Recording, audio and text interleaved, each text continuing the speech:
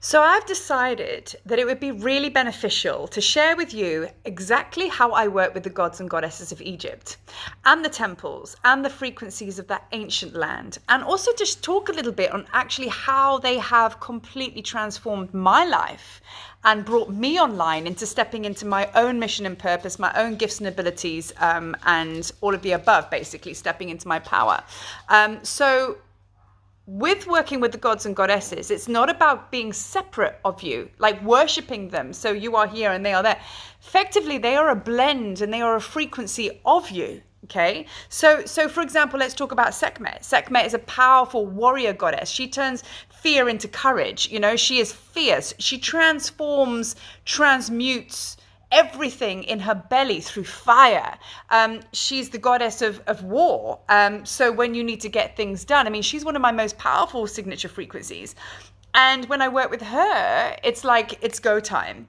So, for example, when I work with the goddess Isis, that is all about divine feminine, real golden frequencies. And she's obviously a reflection of the divine mother, as in Mother Mary. So it's all just pure unconditional love. But she's extremely powerful when it comes to assisting you in creating projects, the birthing process, because she is an expert in midwifery. There's so many things that is her ascended mastery. So by working with the gods and goddesses, effectively what happens is they bring forth your ascended mastery, your gifts and abilities on what you are holding inside. And that is how they've helped me. Hence why I'm now holding my own Egypt tour. Hence why now I'm basically holding many, many big projects and doing what I love with many people all over the world. And I couldn't do that before because I hadn't activated those frequencies or brought that awareness out in me. So when we work with the gods and goddesses, you know, effectively what we're doing is we're co-creating with source. That's the ultimate co-creation. Now, if you're in the back of the cave and you're kind of like saying, yes, I'm up for co-creating, but you're in the back of the cave, that's a sacred yes and a sacred no at the same time. And as I've referred to that before, that is known as spiritual constipation. All depends on how bad it is, or spiritual hemorrhoids. So we don't want that, you know? So co-creating with spirit is by you coming out, meeting at the 50-yard line, which effectively is the heart center. So you come forth here, you meet them here, and then you have a conversation there. So you're both pitching up to the party, if you know what I mean. But when we meet at this place, when we meet on the altar, okay, and you are standing heart to heart, eye to eye with the golden beings, with Thoth, with Isis, you know, it is to understand deeply that you are a divine reflection of them and they are a divine reflection of you. Because we want to avoid the separation that can happen when we work with the gods and goddesses, where we say, right, okay, well, I'm little old me and there you are over there and I'm going to try and call you in, but you're actually calling them in from your mind, body and emotions, which is here, your head.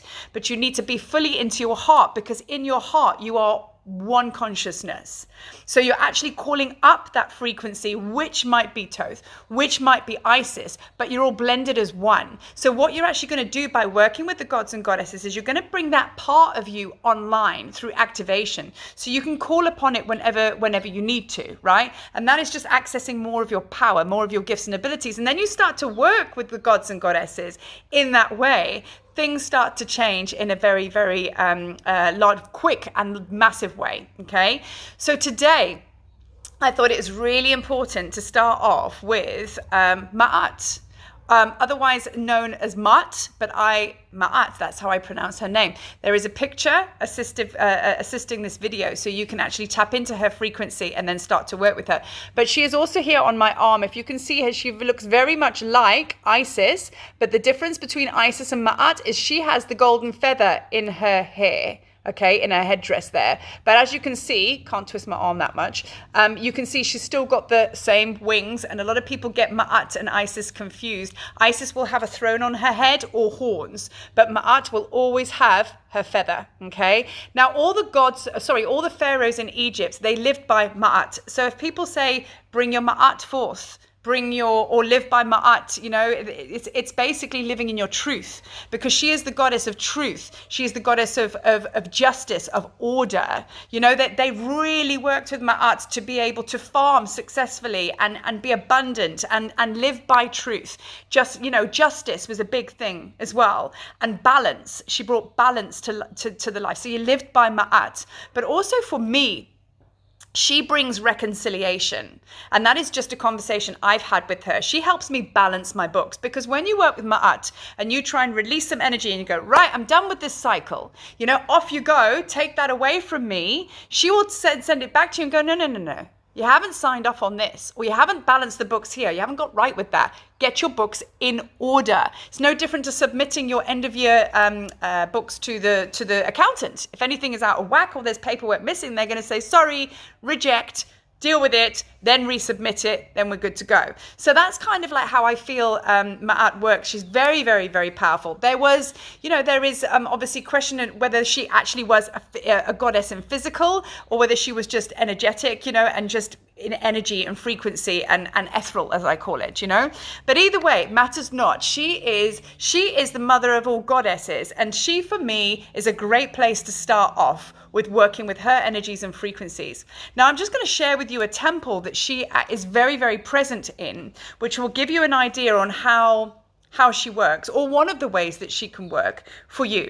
So there's a temple called Komombo, and it's actually on the Nile, and it is two temples in one. It is the temple of Horus, and it is also a temple of Sobek, and they were arch enemies. Okay, so that's why they're two temples. So when you walk in, there's a ley line that goes all the way up the center of that temple. Now that ley line is Ma'at's line of truth. Because they were arch enemies, they agreed to live in peace, and they were going to accept and forgive and all the rest of it. So to make sure that that agreement was upheld, Ma'at put her line down the middle to make sure that everybody adhered to the agreement. So that's how her energy is. She's order. She's very, I find that she's really amazing to work with when you have to be in your highest truth, your highest expression, your highest aspect when creating projects or moving forward in your spiritual path in any way, shape or form. Because she is judgment day. Because if you are vibrating at anything lower, and there could be a higher frequency to be had,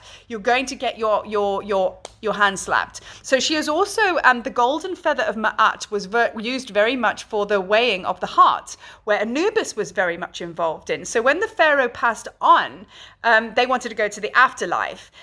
They basically went to the weighing of the heart. So what would happen is Ma'at's feather would go on the scales, and the pharaoh's heart would be placed on the scales as well.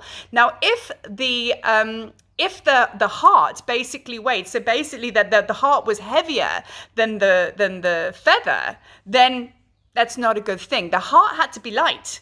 So the feather, ultimately, her feather had to be heavier than the heart, because then that meant that they lived a light life, that they did good things, and then they could go to the afterlife. So her golden feather is kind of almost like how we need to live every day. Each moment, each day, like, have a little moment. Is my heart, is the feather, is my heart lighter than the feather?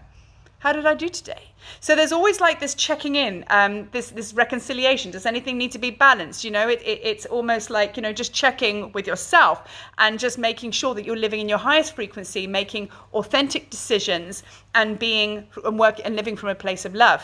So how can Ma'at work with you? Well, for example, we're going to work with her for 1 week. So from this video, have a journal, okay? There is a picture, as I say, that you can visually connect with her. And what you're going to do is each day you're going to go into your heart and you're going to close your eyes and you're going to take some power breaths into the heart, okay? Just to drop out of the mind into the heart. And from the altar, the 50-yard line, you're going to call her frequencies in. And you can do that whichever way, because I don't want to put too much stipulation on there, because I want you to be uniquely you and I want you to be empowered. But, as long as you're connecting with her from the heart, and you are going to just talk to her, and you may have a project that you're trying to birth. You may have a problem in your life. Maybe you are having some kind of like issue with somebody, and you want to find the best, highest integrity through it. You get the gist, you get the idea. And you're going to just ask your question. And then each morning, I want you to tap into it. It just takes 10 minutes a day. And I want you to journal what comes up. So first of all, in your journal, you're going to set your intention for this whole week. It could be, I just want to live in my highest aspect, or I've got a project going on. I want to make sure that the problems and the issues that I'm experiencing get brought into balance. I've got friends in my life that may not be serving my highest good very well and making me make bad decisions. I'm not feeling like I'm in the right environment to be in my highest energy, anything like that, so it's all about questioning your integrity. She's going to help you with that, and she's going to bring light to everything. Okay. And when you talk to her, you can actually go into the golden feather, and this is how I do it. I actually feel it on the left side, and then I call in her divine channel from above, from the stars, all the way through, and it comes through the feather, and my feather starts to shake, and I actually feel a lot of heat on the side of my head, and then I bring her divine channel into my heart. So that's another way that you can connect with her. And maybe you just sit for some days just doing that and just connecting with her divine love, which can just balance your whole system. But so it can be a general way to work with her, or you can work with her on a specific issue. But each day in your meditation, your daily practice, you're going to tap into her frequency. You're going to ask that question. You're going to put that intention at the top, and then each day you're going to tap in and you're going to just write down what comes to you. It might even be like just a word, something plays out in the day, but either way, check in with yourself every day, do a little bit of writing. It might turn into automatic writing. She might start to channel through you, and then by the end of the week you're going to check in and just go back over what has come to you, what she has divinely brought to you, because she's going to work a lot with your dream state as well. And then you're going to really feel that anchoring, and that foundation is going to be set, and then you're going to be connected to the frequencies of Ma'at. So work with her every single day, and then the following week we're going to work with another god and goddess, which will actually divine and weave their frequencies in with Ma'at. And as we move, what will happen is you're going to feel a weaving and a weaving and a weaving, and it's quite incredible and profound. It is not hard to channel. People think it is, but it's not. It's just about tapping into the heart and listening and seeing and just being open for guidance. So allow Ma'at's frequency to flow through you, to activate within you, so you can be in your highest integrity, your highest vibration, and to balance the books. So that which doesn't serve you anymore, you can come to peace on and close. And that which you need to move with, she will show you, yes, go with that. And she'll bring you a lot of abundance in your life, and happiness and joy and flow. So I'm going to leave you with that. Yeah. And then put your comments in the box if you wish to share. But otherwise, get that journal out, man, and just start flowing the golden frequencies and receive her. So love and peace. Good luck, young Skywalker. May the force be with you. Peace.